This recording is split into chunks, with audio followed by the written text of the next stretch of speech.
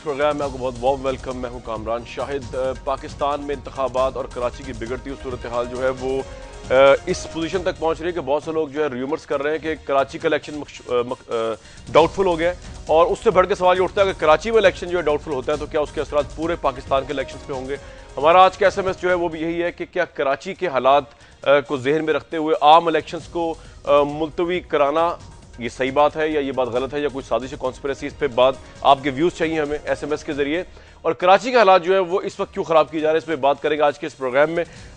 सबसे अहम डेवलपमेंट जो हुई कल सिंध के अंदर वो पाकिस्तान की मेन अपोजिशन जनाब नवाज शरीफ साहब जो थे वो सिंध गए और जाके उन्होंने जो है गवर्नमेंट ऑफ पाकिस्तान की खातिर मदारत की, बड़ी टिका के की और जरदारी साहब को बताया कि उन्होंने इस सूबे का विजिट उस तरह नहीं किया, इस तरह करना चाहिए। और सूबे की जो हालत है वो इतनी ख़राब है कि शायद कई साल लग जाए इसको डेवलप होने में। इसके अलावा उन्होंने ये भी बताया कि वो सूबा सिंध की तकसीम किसी तौर बर्दाश्त नहीं करें। कराची के हालात पर उन्होंने क्या कहा, पाकिस्तान की मेन अपोजिशन के लीडर हैं सिंध से, उन्होंने सिंध में जाकर सिंध के लोगों से खिताब किया। आपको पहले वो सुनवाते हैं ताकि आपको कराची के हालात की इंटेंसिटी का अंदाजा हो। उसके बाद आज के पैनल्स का भी तारुफ कराऊंगा और कराची के स्टैटिस्टिक्स थोड़े सा आपको बताऊंगा कि क्यों ये कहा जा रहा है कि इलेक्शंस वहां पे इस वक्त एक खौफ की फजा कायम कर दी गई है, इलेक्शंस वहां पे डाउटफुल करार दिए जा रहे हैं। सुप्रीम कोर्ट भी यही कह रही है।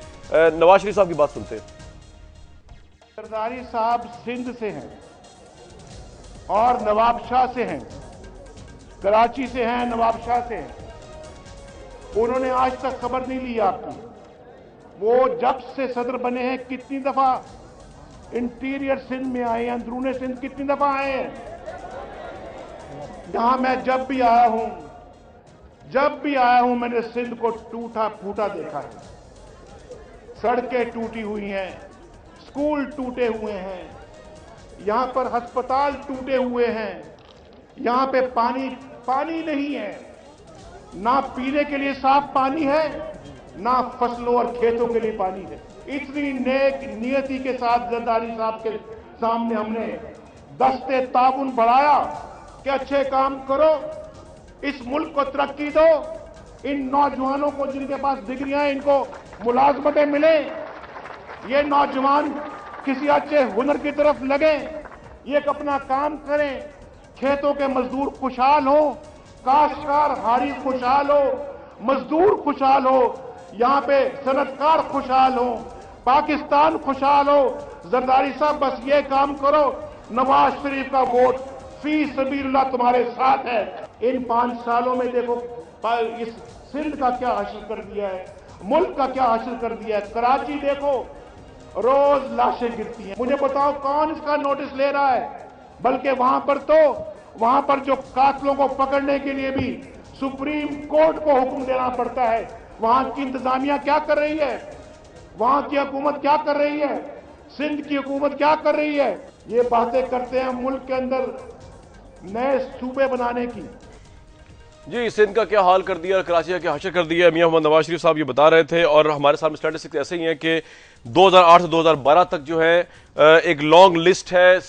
आम शहरी तो मरे ही हैं लेकिन जो पॉलिटिकल पार्टीज जो कस्टोडियन है पावर की उनके वर्कर्स भी बासर होने के बावजूद मरे हैं। स्टैटिस्टिक्स आपके सामने हैं, इनकी डिटेल्स। लेकिन मैं इससे पहले कि इनकी डिटेल्स में जाऊं और बाद में प्रोग्राम भी इस पे होगा कि कराची के हालात इतने खराब हैं कि इलेक्शंस किस तरह होंगे वहां पे, तारुफ करा दूं आज के अपने गेस्ट कैसर रशीद साहब मौजूद है हमारे साथ, पाकिस्तान तहरीक इंसाफ को इसमें रिप्रेजेंट करें। मुशाहिदुल्लाह साहब मौजूद है, सेक्रेटरी तआद्दुल नशरियात PMLN पाकिस्तान की अपोजिशन पार्टी को। फैसल सब्जवारी रिप्रेजेंट कर रहे हैं MQM को और अभी हमें ज्वाइन करेंगे पाकिस्तान पीपल्स पार्टी के सेनेटर। अगर मैं आप सबके माजरत के साथ जाऊं सीधा पहले फैसल सब्जवारी से, क्योंकि नवाज शरीफ साहब ने सवाल कुछ पुट कर दिए हैं तो वो आपकी तरफ से भी है। फैसल सब्जवारी साहब, नवाज शरीफ साहब कल सिंध के दौरे पे थे, उन्होंने जो सिंध के हवाले से बात की, खासतौर पर पर्टिकुलरली कराची के हवाले से बात की कि कराची का आप लोगों ने क्या हशर कर दिया, यानी कि हुकूमत ने, जिसमें आप भी शामिल हैं। तो सर, कराची में इलेक्शन हो सकता है आपके नजदीक, जो 5 साल में गवर्नेंस रही है आपकी और बाकी इत्तेहादियों की, अगर हम अपोजिशन की बात को और स्टैटिस्टिक्स को माने, तस्लीम कर ले सही? देखिए, नवाज शरीफ साहब ने अगर ये कहा है कि जी हमने ये हशर कर दिया है और क्योंकि हम हुकूमत के साथ हैं इसलिए सब कुछ हो रहा है, तो मेरे ख्याल में ये फैक्ट से कदरे हटकर बात है। मैं इस पर भी बात कर सकता हूँ, लेकिन बहरहाल जहाँ तक आपने इंतखाबात की बात की, देखिए कामरान भाई, ये हम ये मानते हैं कि कराची की जो लॉ एंड ऑर्डर की सूरत हाल है वो ऐसा नहीं है कि आप उस पर काबू ना पा सकें। यहाँ टेलीफोन्स भी सुनने की अहलियत है हसास इदारों के पास। यहाँ हर इलाके में जाने और जराइम पेशा अफराद को पकड़ने, काबू में रखने की सख्त है कानून नाफिज करने वाले इदारों के पास। जहाँ आप हुक्मरान इत्तेहाद की बात करते हैं तो तीनों जो मेजर कोलिशन पार्टनर्स थे तीनों, उन्होंने लिख कर रेंजर्स और पुलिस को भी ये सब कुछ दिया। कराची शहर की बदकिस्मती जो सबसे बड़ी है वो ये है कि वैसे तो हम इसको बड़े अच्छे मायनों में कहते हैं कि कराची मिनी पाकिस्तान है, लेकिन बसा औकात ये अपने मिनी पाकिस्तान होने की सज़ा भी भुगतता है और भुगतता रहा है। कराची शहर को हम कहते हैं कि पाकिस्तान का माशी हब है, तो हम ये क्यों नहीं जान पाते कि माशी हब पाकिस्तान को अगर किसी ने जख्म पहुंचानी होगी तो पाकिस्तान के माशी हब को भी जख्म पहुंचाने की कोशिश करेगा। ये सारे फैक्टर्स हैं। उसके बावजूद यहाँ पॉलिटिकल एक्टिविटी हो रही है, होती आ रही है। हालात यकीनन आइडियल नहीं है, हालात में फिल फॉर बेहतरी आनी चाहिए, लेकिन हम ये समझते हैं कि इंतखाबात का अल्तवा इस बुनियाद पर, तो फिर अगर तो ये बाय डिज़ाइन है लॉलेसनेस, तो फिर जिन लोगों का डिज़ाइन है वो कामयाब हो जाएंगे इसमें। राइट फैसल साहब, आपने तो ये बता दिया कि ऑब्वियसली के सलाहियत भी है, लेकिन फील फॉर बेहतरी भी आनी चाहिए। लेकिन अब ये मुतालबा तो आप मुझसे मुराद अगर उन लोगों से कर रहे हैं, सवाल उठा रहे हैं जैसे कि मैं या दूसरे लोग, तो ये मुतालबा आपका फिर लोग अजीब सा लगेगा। कोई हुकूमत में आप रहे हैं तो मुतालबा तो मुझे आपसे करना चाहिए। लेकिन चले मैं बात को आगे बढ़ाता हूँ। मुशाहिदुल्लाह साहब, आप मेन ऑपोजिशन दूंगा कामरान भाई, मुझे आप अलाउ करेंगे। जी जी फैसल साहब, इसका जवाब अगर आप मुझे अलाउ करें। जी जी आप जवाब दे दें। जी दे दें, अभी जवाब दे दें। देखें कामरान भाई, मैं यकीनन कोलिशन पार्टनर हूं, लेकिन जब थोड़ा बहुत जो इख्तियार खासकर अमन आम्मा के हवाले से या शहर कराची की तरक्यात के हवाले से था, तो वो भी लोगों ने फेज देखा है 2002 से 2007 और उसके बाद निजामत के हवाले से। अभी जिस तरह मैंने आपको कहा कि हमारे यहाँ बदकिस्मती के साथ जब हमने यहाँ इंतहा पसंद दहशतगर्दों की मौजूदगी के हवाले से कहा 4 से 5 बरस पहले, तो आप मीडिया के दोस्तों से लेकर हमारे सियासी दोस्तों ने हमारा तमस्खर भी उड़ाया, उसे नॉन इशू बतलाया। आज हम वो बरत रहे हैं। ठीक है। यहाँ फिरकावाराना दहशतगर्दी 1985 तक तो लोग एक दूसरे की इबादत गाहें, मसाजिद, इमाम बारगाहें जलाते आए थे। यहाँ हिस्ट्री है। अच्छा फैसल साहब, आपका ये थीसिस है कि क्योंकि आपको बल्दियात में कंट्रोल नहीं दिया गया, एडमिनिस्ट्रेशन की आप जिम्मेदारी नहीं दी गई, तो इसलिए पीपल्स पार्टी हुकूमत की जिम्मेदारी ज्यादा बनती है। एम आई राइट? यही बात है ना? नहीं, नहीं, मेरा थीसिस तो सर फिर क्या बात है? ये है कि यहाँ मुख्तलिफ फैक्टर्स इंक्रीज हुए हैं by the passage of time. ठीक है। आप पाकिस्तान फौज के एक्शन की सपोर्ट तो हम करते हैं जो सवात में हुआ, लेकिन जब मास माइग्रेशन हुई तो कितने टेररिस्ट और पोटेंशियल टेररिस्ट कराची शहर से पकड़े गए हैं। यहाँ बदकिस्मती के साथ सियासी लोगों ने जो जमीनों के हवाले से एक्शंस लिए या जिस तरीके से क्रिमिनल्स, ये आपका पॉइंट आ गया फैसल साहब, ये आपका पॉइंट लॉलेसनेस को, ये आपका पॉइंट आ गया। ये आपका पॉइंट जो है वो बहुत से लोगों के नजदीक वैलिड होगा और बहुत से लोगों के नजदीक डिबेटेबल होगा। मुशाहिदुल्लाह साहब, मेन ऑपोजिशन है, आपकी पार्टी के एक स्टैंड है कराची के हालात पे। आपने पार्लियामेंट के सामने एक मार्च भी किया इस्लाहात के हवाले से। कराची के मामलात इनसे नहीं संभल सके, वो कह रहे हैं जी क्योंकि एक्सट्रीमिज्म बढ़ा, टेररिस्ट आए। जब इनका दौर था 2002-2007 तो तब मामला थोड़े कंट्रोल में थे बकौल फैसल साहब के। आपके ख्याल में क्यों नहीं बढ़ सके? कहां पे फिक्स करते हैं पीपल्स पार्टी और एमकेएम की जिम्मेदारी? मेन बिस्मिल्लाहिर्रहमानिर्रहीम। देखें, बात यह है, ये बड़ा लंबा सब्जेक्ट है कराची का। इतना आसान नहीं है कि जी 2007 तक कंट्रोल में थे। कंट्रोल में बहुत तवील अरसे से नहीं है। 2007 से पहले भी बहुत बड़े बड़े वाक़यात हुए ना वहाँ पे, लोग कत्ल भी होते थे। 12 मई भी हुआ था, वकील भी जिंदा जल गए थे। निश्तर पार्क में 54 लोग जो हैं वो ये 2007 से पहले ही थे ना। और उसके अलावा बेशुमार है। मतलब कि वहाँ तो कोई कीमत ही नहीं है ना इंसानी जान या खून की कराची में। मतलब कि बाकी जगह पे भी मैं ये नहीं कह रहा कि बाकी सब जगह कोई वो दूध की नहरें बह रही हैं शहद की, लेकिन कराची में जो कुछ हो रहा है वो मुल्क के किसी खित्ते में नहीं हो रहा। अगर टेररिज्म है KPK में तो वहाँ उसकी ख़ास वजह है कि एक बहुत बड़ी जंग हो रही है उधर। बलूचिस्तान में आज़ादी की बातें भी हो रही हैं उस हवाले से। लेकिन जो कुछ कराची, सिर्फ कत्ल नहीं होता, टारगेट किलिंग नहीं होती, भत्ता लिया जाता है। आप अपनी मर्जी से अपनी ज़िंदगी कराची में नहीं गुजार सकते, आप बिजनेस नहीं कर सकते, आप अपनी मर्जी से फितरा नहीं दे सकते, आप अपनी मर्जी से खाले नहीं दे सकते। और एक आध ग्रुप नहीं है, अब वहां पे ये इतना परवान चढ़ चुका है कि जिसका जहां पे जिसकी भी जेब लेकिन ऐसा हुकूमत को क्या पूछे, हम तो ग्रुप्स को तो नहीं पूछ सकते, ग्रुप्स तो नजर नहीं आ रहे हैं। मैं गुजारिश कर रहा हूँ हुकूमत देखे ना, हुकूमत और कौन इसको, ये तो बयान कर दिया ना हमने ये हालात है। हाँ जी। इससे भी ज्यादा मैं तकरीर कर सकता हूँ आधे घंटे की, मुझे पता है कराची में की। लेकिन मसला ये है कि खाली तकरीर कर, हुकूमत के पास, हुकूमत को ये मैंडेट दिया गया था ना 2008 में जब हुकूमत बरसर इक़्तिदार आई, ना सिर्फ political mandate, total administrative mandate जो है वो वहां की हुकूमत के पास है और उनके इत्तेहादियों के पास है। ठीक है। अब अगर वहां पे हुकूमत काम नहीं कर रही, हुकूमत उन हालात में काबू नहीं पा रही, तो उसकी जिम्मेदार हुकूमत ही है और कोई नहीं है। ये बात समझने की है, इसमें सब शामिल है। बिल्कुल सब इसलिए शामिल हैं कि आप इख्तदार की जहाँ पे बंदर बांट होती है, वजारतें होती हैं, मुख्तलिफ काम होते हैं, मुख्तलिफ महकमे होते हैं, वहाँ पे तो सारा सब अच्छा है, ठीक है। लेकिन बाकी जगह जो असल जिम्मेदारी है, और फिर आप खुद ये कहते हैं 100% मैंडेट है ना वहाँ पे पॉलिटिकल, MQM, ANP और ANP अब तो नहीं है कुछ अरसे से, लेकिन वो भी जिम्मेदार है इसकी। हाँ जी। जो पीपल्स पार्टी 100% मैंडेट है। अच्छा, मैंडेट अगर जेन्युइनली हो 100%, तो उस शहर में किसी को पर मारने की जरूरत नहीं होती, मर्जी के बगैर। हाँ, मैंडेट वालों। नंबर 2 बात यह है कि टोटल एडमिनिस्ट्रेटिव पावर, आपको कोई रोक नहीं रहा उन्हें रोकने से, ठीक है। लेकिन जिस शहर में SPs, थानोदारों की बात नहीं कर रहा, वो रिश्वतें लेके लगते हो ना, ठीक है। जिस हुकूमत पे सुप्रीम कोर्ट में ये इल्जाम लगाओ कि इसमें हुकूमत में जो बैठी हुई कुव्वतें हैं वो खुद मुलव्विस हैं, ठीक है, तो उसके बाद फिर और अब किसी और से तो नहीं। ठीक है, ये आपका पॉइंट बड़ा वैलिड आ गया।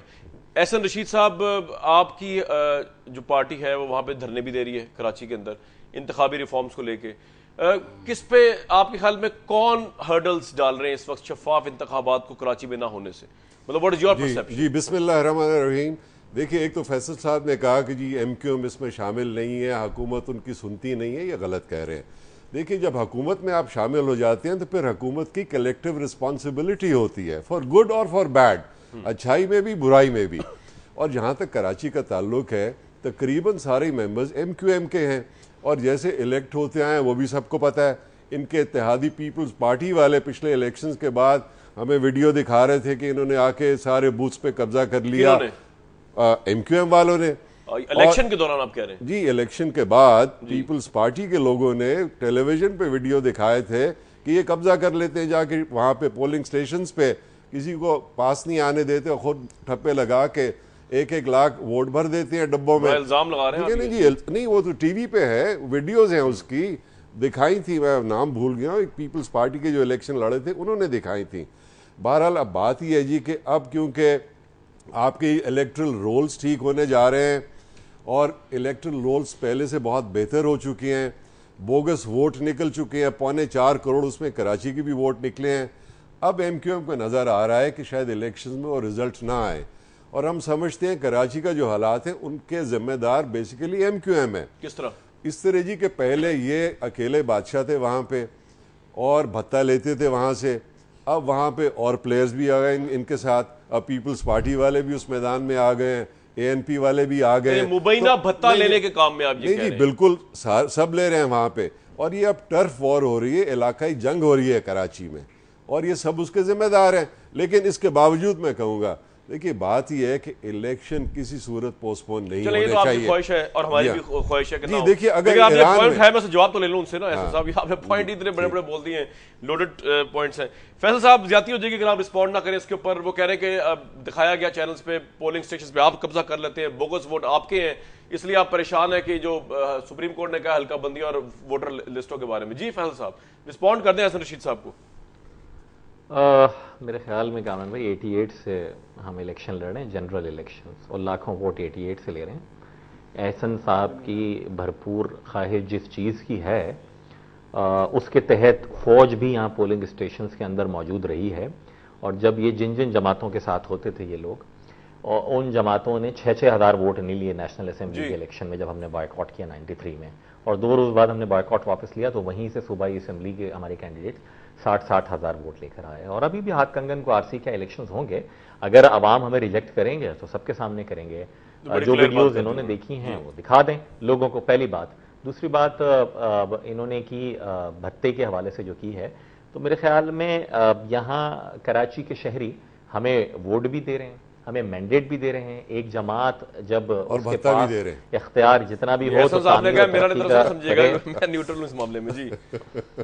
असल में लोन लेके माफ करवा नहीं रहे पूरी पाकिस्तान के जहां जहां रहे हैं एहसन साहब के रुफका बहुत सारे, इसके मतलब बहुत सारी, बट मैं मड स्लैंगिंग में जाना नहीं चाह रहा। तो कहने का मकसद ये है कामन भाई कि कराची की सबसे बड़ी प्रॉब्लम ये है कि ये जो हमारे दोस्त बैठ के गुफ्तगू शनीद करते हैं, इनका जो सॉल्यूशन शुरू करते हैं ये कराची के प्रॉब्लम्स के हवाले से, वो बेसिकली होता ही कराची की मेजॉरिटी के खिलाफ है। अच्छा, तो उस सॉल्यूशन और उस सॉल्यूशन लाने की सिंसेरिटी जो है ना, उस पर बहुत बड़े सवाल निशान, और यही वजह है कि ये सब लोग यहां कामयाब नहीं हो पाए। ठीक है, इंतखाबात में इनका मंशूर अच्छा हुआ, इनकी सोच अच्छी हुई तो लोग इन्हें रखेंगे। मैं आपकी बात समझ गया फैसल साहब, आपका पॉइंट पूरी तरह आ गया। अब मैं सेनेटर गनी साहब की तरफ जाना चाहूंगा, पीपल्स पार्टी को रिप्रेजेंट कर रहे हैं, थोड़ा सा देर प्रोग्राम में शामिल हुए लेकिन बहरहाल आए तो सही। सेनेटर साहब, आपके आने से पहले क्यामत आई और आके गुजर गई, और वो क्यामत ये थी कि मैंने ये इस्टेब्लिश किया इस प्रोग्राम की शुरू में ही कि पाकिस्तान की मेन अपोजिशन, उनके कायद ने सिंध जाके एक बहुत बड़ा जलसा किया और उन्होंने आप लोगों को ये आईना दिखाया कि आप लोगों ने सिंध का हाल क्या किया। और एक बात ऑनेस्टली बताऊं, वैसे सिंध के जो दही इलाके जहां से आप लोगों को वोट मिलता है, नवाब शरीफ वगैरह, वो वाकई लगता है ऐसे कि किसी ने उनको रखा हुआ है बैकवर्ड ताकि वहां लोगों में शऊर ना चले। ये तो मेरा पर्सनल कमेंट है, गलत भी हो सकता है, लेकिन नवाज शरीफ साहब ने कहा कि कराची के और सिंध के हालात आप लोगों ने बेड़ा गर्क कर दिए, और ऑब्वियसली वो जब आएंगे तो ठीक करेंगे, अगर आप हालात ठीक करते हैं तो आज जरदारी साहब को वो भी वोट डालते। इतने नाको अपोजिशन हुई आपसे कराची के हालात को लेके सेनेटर साहब। देखें, एक मैं थोड़े सा जो एहसन रशीद साहब बात कर रहे थे उनकी मालूमात में इजाफे के लिए सिर्फ एक जुमला कहना चाहूँगा जनाब, कि कराची में पीटीआई के दफ्तर पे बत्ता लेते हुए लोगों को पकड़ा गया गुलिस्तान जौहर से।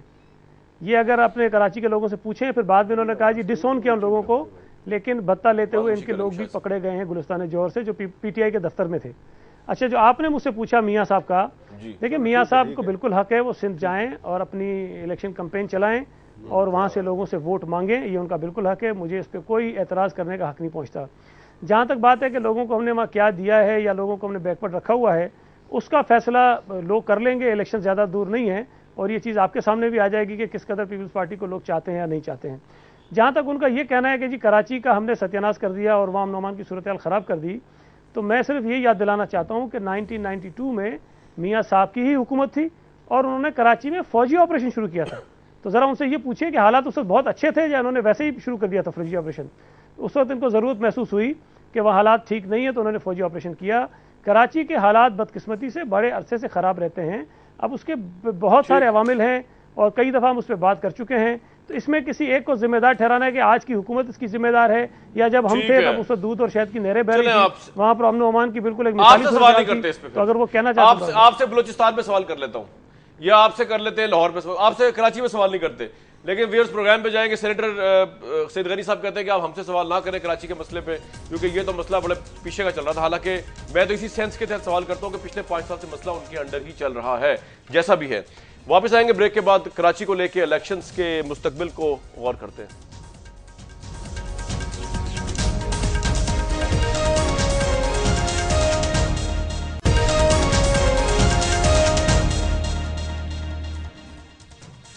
इस प्रोग्राम में आपको बहुत वार्म वेलकम एक दफा फिर। कराची के हालात में बात चल रही है और ऑब्वियसली बात जहां तक पहुंची वो कोई पॉजिटिव या ऑप्टिमिस्टिक नहीं है। मुशाहिदुल्लाह साहब, सेनेटर गनी साहब ने तो माजी में डाल दी बात, यानी इसका मतलब ये हुआ कि आप तो बात कर ही नहीं सकते क्योंकि आपने एक ऑपरेशन किया है, तो आप तो इनसे बात नहीं कर सकते, हम भी नहीं बात कर सकते क्योंकि मामला तो बहुत पुराना चल रहा है। तो फिर बात किससे की जाए? गवर्नमेंट से तो बात नहीं हो सकती इस वक्त। बात यह है कि ये जिस ऑपरेशन की बात कर रहे हैं, ये वो वक्त था जब सिंध में असर के बाद कोई निकल नहीं सकता था। कराची में भी सूरत हाल ख़राब थी, हमने किया था और कंट्रोल किया था। असल हमसे ये पूछना चाहते हैं भाई, कोई ना कोई फार्मूला तो अप्लाई करेंगे ना आप जी, या इसी तरह से, यानी कि आप, मैं तो ये समझता हूँ ये तो इतनी बदनसीब पार्टी है पीपल पार्टी जिसका नाम है, ख़ास तौर से इस रिजीम में, पहले नहीं थे ऐसा। कि इनकी वजह से 18 करोड़ लोग टॉर्चर हो रहे हैं और इनके कानों पे जूं नहीं रेंगती।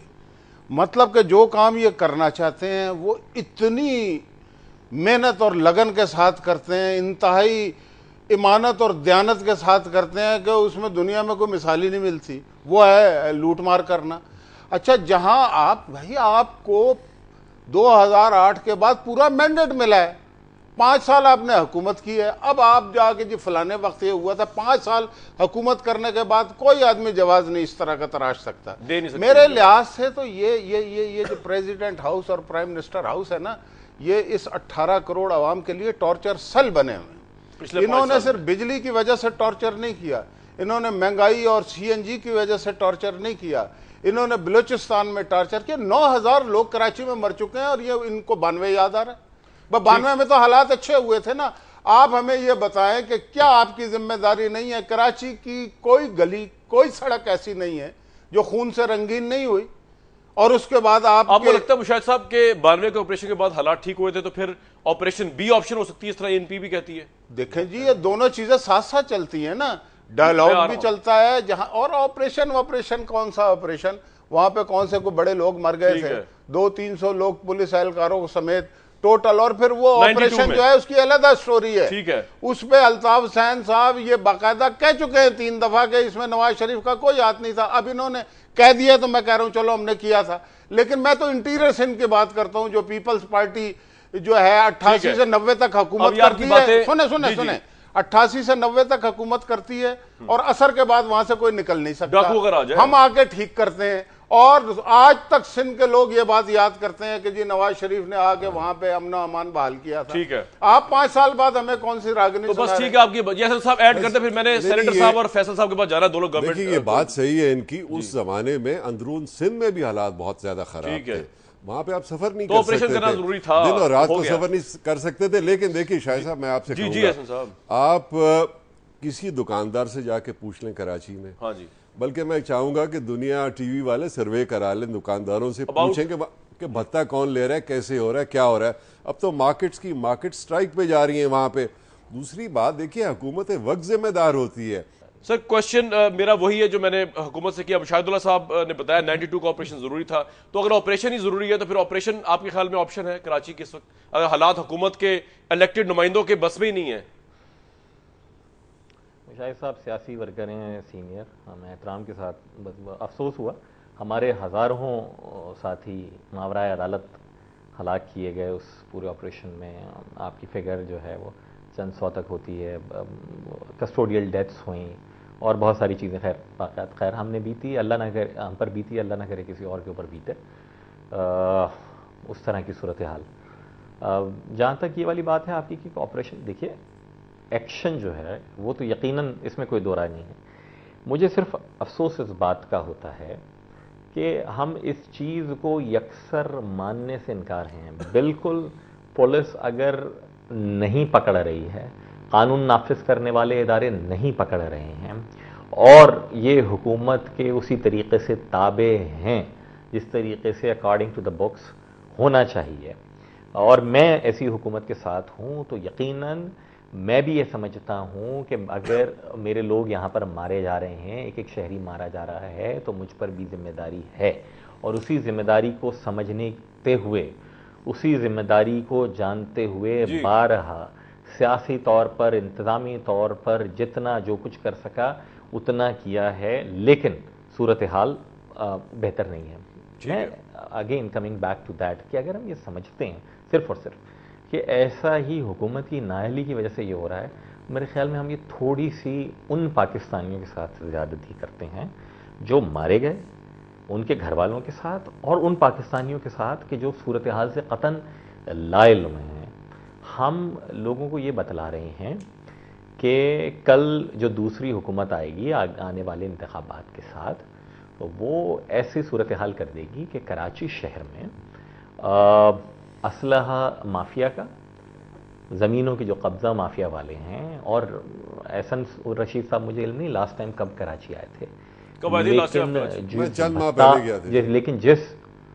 लेकिन जिस भत्ता माफिया से कराची वाले आजिज़ हैं, उनके डांडे कहाँ किससे मिल रहे हैं, वो मेरे ख्याल में आगाही जरूरी है। ऐसे साहब किससे मिलते उस नेक्सस के साथ साथ जी मैं तो कहता हूं कि आप सर्वे करा लें जनाब। ये 3 सलीम शहजाद जो हमारे स्लेंड हमारे आप लोगों से पूछे राइटर सलीम शहजाद, मुझे अगर गुफ्तगू करने दीजिएगा। जी फैसल साहब कंप्लीट कर ले फिर मैं। उन्होंने भी कामरान साहब लिखा बहुत कुछ इस हवाले से, ठीक है, कि इंटरनेशनल प्रोफाइल के कौन कौन लोग यहाँ पर और किस किस एजेंडे के साथ बैठे रहे। लेकिन खैर बहरहाल एक तो ये है जो नेक्सस जो कि क्राइम्स का है, उनके साथ साथ यकीनन कई सियासी जमातों के लोग जो सिर्फ क्रिमिनल होंगे और उन्होंने सियासी झंडे उठाए हैं वो भी उनके साथ मिल गए होंगे। बट कराची में अगर हम ये ना माने जानते बूझते हुए कि ब्रादर इस्लामी ममालिक की प्रॉक्सी वॉर से लेकर हम जो रेनेसां के नाम के ऊपर एक इंटरनेशनल और ग्लोबल एजेंडा परसू किया जा रहा है पाकिस्तान के तूल अर्ज में, उस कराची की बदअमनी से कोई ताल्लुक नहीं है। फैसल भाई ये तो फिर ऐसा हुआ कि एक ग्लोबल साजिश चल रही है, फिर वो तो हमारे कंट्रोल से बाहर है। जी ऐसा ये कंस्पिरेसी थियरीज वक्त नहीं है। देखिए आ रही है, मैं आ रहा हूं आपकी तरफ। ये जनाब देखिए हुकूमत वक्त का फर्ज है, और देखिए आप किसी बच्चे से जाके पूछ लें वो यही कहेगा। और हुआ ये कि शुरू उन्होंने किया था MQM ने, बंदूक की सियासत करते हैं वहाँ पे, उसके बाद दूसरी पार्टीज़ ने आके इसमें अपना हिस्सा डालना शुरू कर दिया और इस वजह से हालात ज़्यादा ख़राब हो गए। और ये बिल्कुल उनकी जिम्मेदारी है हुकूमत की। और देखिए अब देखिए इसके हल क्या है। मैं एक सेकंड में हल आपको दो दे आपसे पूछ रहे हैं, आप जी फरमाइए। जी फैसल साहब बताइए। एहसन रशीद साहब के इल्म में है कि सोहराब गोड के इलाके में अवामी नेशनल पार्टी के दफ्तर किसने बंद करवाए हैं और उन्हें कौन सी नई अपकमिंग सियासी जमात के दफ्तर में जाने का कहा गया है? जी देखिए मुझे तो इल्म नहीं उसका, माइनर डिटेल्स हैं कराची के, आपको ज्यादा पता होगा। लेकिन कराची के मसाइल का हल जो है ना फैसल साहब वो ये है कि एक तो कानून की हुक्मरानी होनी चाहिए, दूसरा आपको पुलिस जो है उसको डीपोलिटिसाइज करना पड़ेगा। देखिए पुलिस जो है ना जी हाईली पोलिटिसाइज्ड है, MQM की भर्ती शुदा है। मसलन आपके एक वहां पर जर्नलिस्ट कत्ल हो गए और जर्नलिस्ट जो कत्ल हुए उसके 5 गवाह थे। हाँ जी, एक एक करके सबको मारा गया और 5वें गवाह को आंखों में गोलियां मारी गई कि भाई गवाही। लेकिन हम ये तो नहीं कह सकते MQM ने मारी है कि आप किस तरह छोटी सी कह सकते हैं? लोगों का यही ख्याल है, आप पूछ लें कराची जाके। लोगों का ये ख्याल है डिसाइड करना है ना। चले मैं जाता हूं, बंदूक की सियासत करते हैं तो और कौन करेगा? अब देखे ना वहां तो बंदूक की सियासत सारी कर रहे हैं, जहां तक यहाँ की जो पॉलिटिकल पार्टी सबसे बड़ी पार्टी तो ये है ना जी जो बंदूक की सियासत करी। अच्छा अभी आपकी राय है, लेकिन उससे आगे मैं सेनेटर गनी जी फैसल साहब जी कामरान भाई मैं भी अब सईद भाई के बाद मुझे अगर आप जवाब का मौका दीजिए। जी मुशाहिदुल्लाह साहब ने एक बड़ा वैलिड पॉइंट है जी, ना आपने ऑपरेशन का जो हवाला दिया 92 का, वो तो 90s का वो तो आपके ही किए हुई करनी थी, जो 88 से 90 आप लोगों ने की कि शाम को इंटीरियर सिंध में डाकुओं का राज होता था, ऑपरेशन करना पड़ा हमें। तो उसको रोते रहेंगे तो हम आपके ऊपर इल्जाम डालेंगे, आपकी हुकूमत का आप उन पर डालेंगे। तो आप बताए ना आपने क्या किया 5 साल में गनी साहब? जो 88 से 90 तक हुआ, चले वो इंटीरियर की बात करते हैं, लेकिन ऑपरेशन जो हुआ था वो उन्होंने कराची में किया था। और जो हालात खराब हैं वो 88 से नहीं है बल्कि उससे भी ज्यादा पहले से हैं। और खान साहब खुद चूंकि बहुत कराची में काफी रहे हैं, इनको पता होगा कि कराची में पहले कर्फ्यूज भी लगा करते थे बड़े रेगुलरली। और उसके बाद ये भी हुआ कि कराची में पूरी आबादियों पर अटैक हुआ करते थे, जिसमें कस्बा कॉलोनी, अलीगढ़ कॉलोनी के बड़े मशहूर वाक़यात हैं। उसके अलावा कराची में ये भी होता था कि पूरी लोगों की बसें अगवा कर ली जाती थी, उनको जला दिया जाता था। कराची में ये भी होता था कि पूरी बसों को रोककर फायरिंग करके तमाम मुसाफिरों को हलाक कर दिया जाता था। तो वो वाक़यात हम पता नहीं क्यों जल्दी में भूल जाते हैं।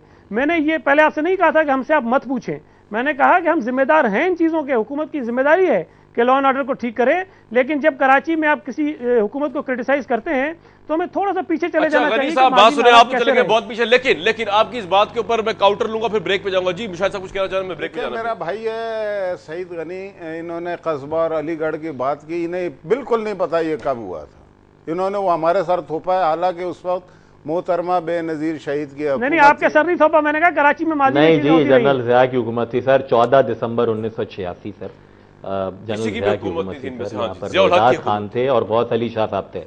89 में कौन सा ऑपरेशन हुआ था भाई? 89 सर 14 दिसंबर 1986 को कस्बा हुआ है सर। 89 में पक्का किला हुआ है, पक्का किला, यस पक्का किला, मैं यस यू आर राइट। पक्का किला जो है मोहतरमा के दौर में हुआ था ना भाई, जिसमें वहां पे लोग मरे थे। तो हमें क्या कह रहे हैं, हमने पथारेदारों के खिलाफ वो किया था, उस ऑपरेशन की एक अलग स्टोरी है, मैं इसको डिस्कस नहीं करना चाहता कि हम क्या चाहते। वो तो MQM शामिल थे उस ऑपरेशन को करने में, मतलब करने में से क्या मुराद? मर्जी से हुआ था, लेकिन उसका फिर रुख चेंज कर दिया गया था, वो एक अलग स्टोरी है।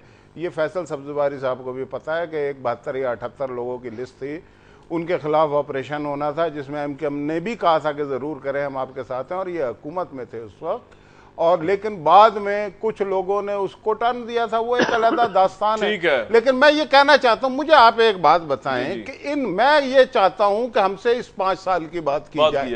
आप इस 5 साल का जवाब नहीं देना चाहते, आपको जनाब 88 और 89 में चले जाते हैं, वहां पे भी आप गिल्टी हैं, ठीक है, या तो आपकी वो हिस्ट्री पे आप इंटीरियर सिंध में नहीं संभाल सके। आज क्या सूरत हाल है, कल वहां पे कराची के ताजरों ने अलामती तौर पे भंग जो है ना, वो बाकायदा उन्होंने बनाई है वहां पे, फौज का इस बात को समझे, जो हुकूमतें भंग पी के सो रही हो ना, वहां पे खून की कीमत जो है ना वो बिल्कुल नहीं होती, और जो कुछ, लेकिन एक बात याद रखें कि ये खून इनके सर है, इन्हें हमेशा इसका जवाब देना पड़ेगा। 9,000 लोगों का खून सर है जी एमक्यूएम और पीपल्स पार्टी के। जब वापस आएंगे तो उनसे पूछेंगे जिनके सर पे ये खून है, अगर है तो। वापस आते हैं ब्रेक के बाद।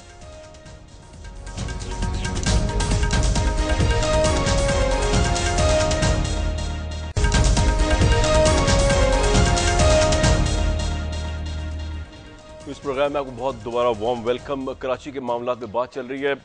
ऑपोजिशन ने बड़ा इस वक्त लोडेड क्रिटिसिज्म किया ऑब्वियसली हुकूमत के ऊपर। चाहेंगे कि उनका ओपिनियन लें ताकि पता चले कि कराची की आवाम अगर ये प्रोग्राम देख रही है और वो इन हालात को देख रही है तो उनके पास इस वक्त ये लग्जरी है कि वो कराची के हालात के अंदर वोट डालें आज से 3 माह बाद जब इलेक्शंस होंगे। फैसल साहब, मैं पास्ट के ऊपर तो नहीं जाना चाह रहा, मुझे सिर्फ अब ये बता दीजिए कि रिगार्डलेस ऑफ जो कुछ भी कहा मुशाहिद साहब ने अबाउट द ऑपरेशन, आप उस पर कमेंट कर सकते हैं कि आपकी मर्जी से हुआ या नहीं हुआ, हज़ारों लोग मरे या सैकड़ों लोग मरे, सही था या गलत था, लेकिन क्वेश्चन इस वक्त ये है कि जो हालात कराची के इस वक्त हैं, हो आप उसके पूरे जिम्मेदार हैं, पार्टली जिम्मेदार है, चले जी, या बिल्कुल भी नहीं है, अगर ये भी आपका आर्गूमेंट मान लिया जाए तो इलेक्शन हो सकते हैं हालात में जब लाशें गिर रही हैं, खौफ व हरास है। फैसल सब्जवारी साहब, लोग वोट डालने किस तरह जाएंगे? सुप्रीम कोर्ट भी यही चीख रही है इस वक्त, इलेक्शन किस तरह होगा वहाँ? भाई 92 का जो ऑपरेशन हुआ है वो ये बताया गया था कि बथारेदारों के खिलाफ एक होने जा रहा है, और हमने कंसेंट दी कि जो भी क्रिमिनल्स हैं उनके खिलाफ हो। लेकिन उसके बाद उस वक्त की जो इस्टेब्लिशमेंट के कुछ बड़े लोगों ने, और बदकिस्मती के साथ उस वक्त की पॉलिटिकल गवर्नमेंट ने फिर उसको बैक किया या वो स्टैंड नहीं ले सके, और यहाँ पर एक रूथलेस किस्म का टारगेटेड जीनोसाइड वाला ऑपरेशन शुरू हुआ जिसमें हमारे हजारों कारकुनान शहीद हुए। जहां तक आपकी बात है कि हालात देखें, कराची की जो इलेक्टोरल हिस्ट्री है कानूनी, आज तक हमें नहीं याद 85, 88, 90, 93, 97, 2001, 2, 2005, 8 आज तक किसी जनरल इलेक्शंस में कोई भी अल्हम्दुलिल्लाह मेजर एक्ट ऑफ वायलेंस नहीं हुआ था। बट अभी सूरत हाल ग्रेव ये है कि लोग कैंपेन के लिए अपनी देख रहे हैं और सोच रहे हैं जी।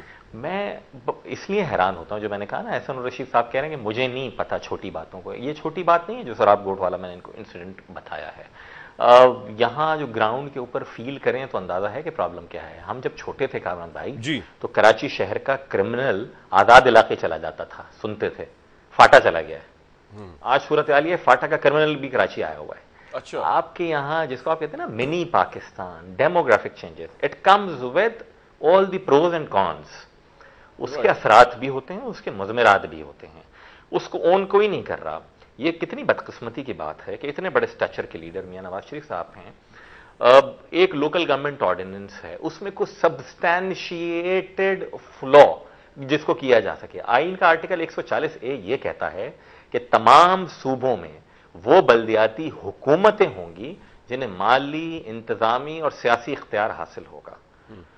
जिस सिस्टम को प्रेज किया जा रहा है और जिस सिस्टम को कहा जा रहा है कि नहीं ये तो डिवीजन ऑफ सिंध है, सर एक कोई सब्सटैंशियल पॉइंट बता दिया कि डिवीजन, बट जिस शहर के लिए और जिस सूबे के हवाले से, खासकर कराची शहर के लिए हो रहा है ना ये सब कुछ, ऐसा कर दिया जाए कि आप कमिश्नरेट की बात करें तो उसको लोग लसानी डिवाइड की जानिब ले जाएं। आप यहाँ गवर्नेंस को बेटर करने के लिए लोकल गवर्नमेंट का सिस्टम, लोगों को जो आईन में वादा किया गया और किसी सूबे ने नहीं दिया, वो देने की बात करें तो आप उसको तकसीम के लिए ले जाएं। आप यहाँ जमीनों के कब्जे के हवाले से और दीगर क्रिमिनल माफियाज की तरफ जाएं, इंक्लूडिंग ट्रांसपोर्ट माफिया, उसको लसानी और सियासी मसला बना दिया जाए। जहां बाहर से आई हुई और अंदरूने मुल्क के तूलो अर्ज में पनपती हुई फरकावारियत का कल्मिनेशन पॉइंट जिस शहर को बना दिया जाए, वहां हम सिर्फ ये कहें टारगेट किलिंग हो रही है, हमारे जबानें सिल जाती हैं। बात करते हुए नकाब कुशाई करते ये आपका पॉइंट आ गया, पॉलिटिकल वायलेंस हो रहा है क्या? Do we consider it as a political violence? जी इलेक्शन आपको और इलेक्शन बिल्कुल होंगे। और देखिए जी, हम सबसे बड़ी यहाँ इस वक्त पॉलिटिकल पार्टी हैं प्रेजेंस के हवाले से। ठीक है, हमने अपनी कैंपेन अपनी ऑर्गेनाइजेशन वाइज स्टार्ट की हुई है, हम लोगों के दरमियान आज भी मौजूद हैं और हम जाएंगे लोगों में, क्योंकि we have no other option. Mushahid साहब, कराची आपको लगता है इलेक्शन तो हो जाएंगे ना? ये भी सिंसियर है और इसका मैंडेट इनके पास है कराची का, ये क्यों नहीं चाहेंगे इलेक्शन हो? मेरा अपना ख्याल ये है, इनके चाहने या ना चाहने से तो कराची में कुछ नहीं होता। अगर इनके चाहने या ना चाहने से कुछ होता तो 5 साल ये नहीं चाहते होंगे ना कि वहाँ पे किलिंग हो, लेकिन हुई ना जी। तो इसका मतलब है इनका चाहना और ना चाहना जो है वो मैटर ही नहीं करता। अब सवाल ये है कि निगरान हुकूमत कौन सी बनेगी, ठीक है, और उसके बाद एडमिनिस्ट्रेटिव जो है, एडमिनिस्ट्रेटिव पावर जो है या एजेंसीज जो हैं वो किस तरह से रिएक्ट करती हैं। मैं ये समझता हूँ कि अगर सियासी तसल्लुत के बगैर वहाँ पे एजेंसियों को काम करने दिया जाए तो वहाँ पे अमन बहाल हो सकता है। सबको पता है कि कौन दहशतगर्दी करता है। फैसल सब्ज़ वारिस साहब को सबसे ज़्यादा पता है कि वहाँ पे असल मसाइल क्या है, क्योंकि ये बहुत बड़ी पार्टी है ना, तो फिर इन्हें तो एक एक आदमी का इल्म होगा कि कौन आदमी टारगेट किलर है, कौन भत्ता खोर है, कौन बोरियों में लाशें बंद करता है। इससे इनसे ज़्यादा कोई भी नहीं जानता है इन बातों को। और जो ये 92 की बात बार बार कर रहे हैं, मैं उस पर किसी वक्त प्रोग्राम कर सकता हूँ। 329 लोग मरे थे जिसको ये 15,000 कहते हैं। ये मैं इतनी दफ़ा सुन चुका हूँ। ये 15,000 की जिस दिन लिस्ट शाया कर दें, जिस दिन लिस्ट शाया कर दें 15,000 की, मैं सियासत छोड़ दूंगा। मतलब कि ठीक है 15,000 आप कहें या 1.5 लाख कहें। अच्छा, एक और मसला बड़ा मज़ेदार है। कराची में इन 5 सालों में हर पार्टी ने यह कहा कि जी हमारे इतने लोग मर गए। पीपल पार्टी कहती है हमारे लोग मर गए, ANP कहती है हमारे लोग मर गए, MQM कहती है हमारे लोगों को मार दिया, दीगर और पार्टियां भी ये कहती हैं, लेकिन कोई ये नहीं बताता कि तुमने कितने मारे हैं। अच्छा, हाँ, ये भी तो बताओ ना भाई, अगर तुम्हारे मर गए हैं तो बगैर साहब ये कोई नहीं बताता। ये भी तो बताओ ना कि तुमने कितने मारे हैं, कि मार कौन रहा है। जी फैसल साहब, क्योंकि मर तो रहे हैं ना, तो कोई ना कोई तो मार रहा है भाई। अगर तुम्हारा कोई मार रहा है तो उसका रीजन क्या है, और फिर उसकी जवाबी कार्रवाई या तो आपने जवाबदही नहीं हुई। और आपके लोग भी मरे हैं, there is no doubt about it. हाँ, सबके मरे हैं। जी आपसे पूछ रहा हूँ, जी आपसे पूछ रहा हूँ। देखिए जी, जो लोग जिन्होंने मारे हैं उनको पकड़े जाने में कोई दो राय नहीं है कि उनको नहीं पकड़ा जाए। आप इतने साल से प्रोग्राम कर रहे हैं जी, आपने पिछले 5 सालों में कभी सुना कि MQM के किसी कारकुन, जिम्मेदार, यूनिट इंचार्ज, सेक्टर ऑफिस, उनके घरों के ऊपर रेड्स हुई और पकड़ा गया और थानों को घेराव हुए और बस्तियों में जलाओ घेराव हुआ? आपने सुना?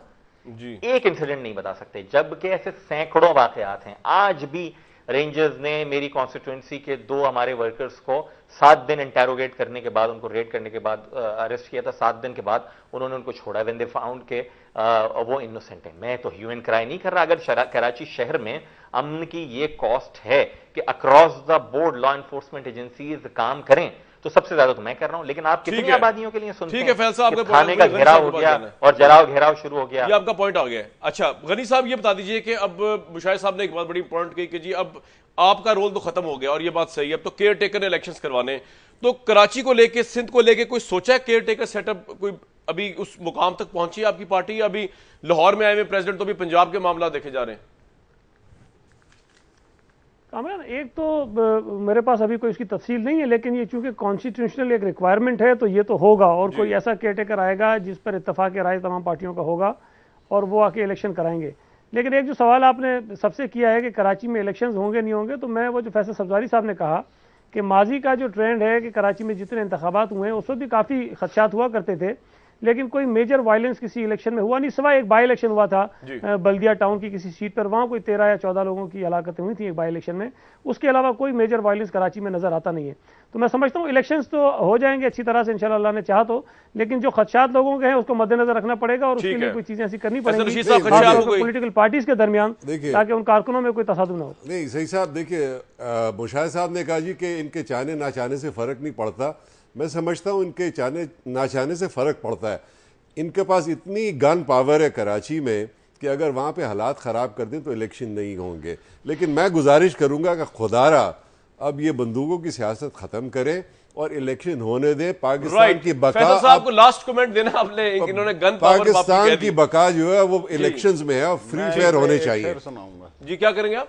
मैं इनकी बात पे एक शेर सुना देता हूँ। मैं एक शेर सुना देता हूँ कि बूट की नोक से कब्रों को गिराने वालों, गीत के शहर को बंदूक से ढाने वालों, किश्तियाँ देखकर तूफान उठाने वालों, बर्छियाँ वालों, कमा वालों, निशाने वालों, दिल की दरगाह में पंदार मिटा कर आओ और अपनी आवाज़ की पलकों को झुका कर आओ।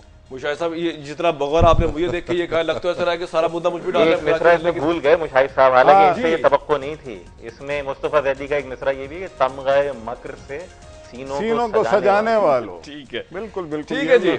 ये तो शेर और शायरी के ऊपर आज का मामला खत्म हुआ, लेकिन ऑब्वियसली कराची के लोग जो है उनको अमन चाहिए शेर और शायरी से बढ़ के, और ये अमन उनको कौन देगा? पीपल्स पार्टी की गवर्नमेंट जब भी प्रोग्राम में मुद्दू किया जाता है तो उसके बाद चलता पता ये है कि उनका कसूर कोई नहीं है। तो फिर क्योंकि उनका कसूर ही कोई नहीं है तो पता नहीं कसूर किसका है, तो कसूर ठीक कौन करेगा ये पता चलेगा अगले 5 साल के अंदर।